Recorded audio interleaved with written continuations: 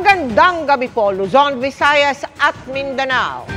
Mahigpit ng binabantayan ng PHIVOLCS ang aktibidad ng Bulkang Kanlaon. Lalo't may mga senyales umano ito ng posibleng magmatic o major eruption sa mga susunod na linggo. Target ng magpatupad ng forced evacuation sa mahigit 50,000 residenteng nakatira sa 6-kilometer danger zone. May mga residente pa rin daw kasing ayaw lumikas kahit nasa alert level 3 na ang bulkan. Ang paghahanda naman ng gobyerno sakaling itaas pa ang alert level 4 sa pagtutok ni June Veneracion. Kumpara sa malakas na pagputok nito kahapon, tila mas tahimik ngayon ang Bulkang Kanlaon. Sabi ng PHIVOLCS, 20 volcanic quake lang ang naitala sa nakalipas na 24 oras. Pero hindi raw ibig sabihin tapos na ang problema dahil may mga senyales ng posibleng magmatic o major eruption sa mga susunod na linggo. Sa ating pong analysis ay talaga pong naghahanda na ng magmatic eruption ng Kanlaon. Ang tanong lamang po ay kailan at papano at gaano kalakas o gaano katindi ang pagputok.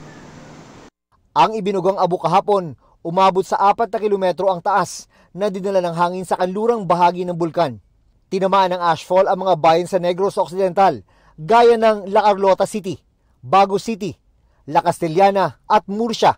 Ang bumagsak na abo sa lupa ayon sa PHIVOLCS, tinangay daw ng hangin at tumawid ng dagat sa Guimaras, Iloilo at Antique. Yung ibang ash na nararanasan po ng mas malayo, katulad po dito sa Antique, ay mga remobilized na abon na. No? Ibig sabihin po, sa sobrang lakas ng hangin, pati po yung ashfall na bumagsak na, ay napapadpad pa ng palayo. Nakataas pa rin ngayon ang Alert Level 3. Ibig sabihin, kailangan ilikas ang mga nakatira sa loob ng 6-kilometer danger zone. Sa taya ng National Disaster Risk Reduction and Management Council, nasa 54,000 residente sa loob ng 6-kilometer danger zone ang target ng forced evacuation. Mula sa 2 critical area ang mga kailangang ilikas, ang La Castellana sa Negros Occidental at Canlaon City sa Negros Oriental.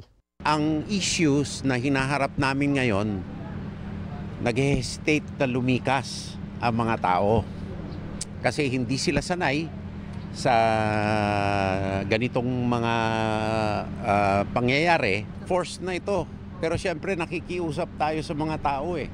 Kapag itinaas ang Alert Level 4, magiging 10 kilometers ang danger zone. Karagdagang 10,000 residente yan na kailangang ilikas. Magpapadala nga tayo ng 1,000 tents, no? At mga tubig plus other facilities katulad ng portalets, etc.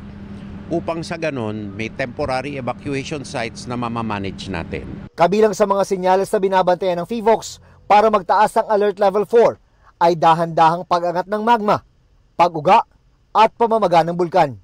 Pag nagkaganon, posible na talaga ang major eruption kung saan maaring umabot sa 10 kilometro ang taas ng ibubugang abo at ang napakadelikadong pyroclastic density current ay maaring umagos hanggang mahigit 6 na kilometro ang layo. Sa Alert Level 4, dapat po lahat po ng maaring maapektuhan ng worst case scenario eruption ay naka-evacuate na. Dahil ang Alert Level 5 po is merely a statement. Statement lamang po siya of ongoing worst case scenario eruption. Siniguro naman ni Pangulong Bongbong Marcos ang kahandaan ng pamahalaan para magsagawa ng malawakang paglilikas ng mga residente. We're ready. We know what to do, and we have already started to send food packs, and we already started to send all of the things that we bring to those who are in evacuation centers. Para sa GMA Integrated News, June Veneracion, Nakatutok, 24 Oras.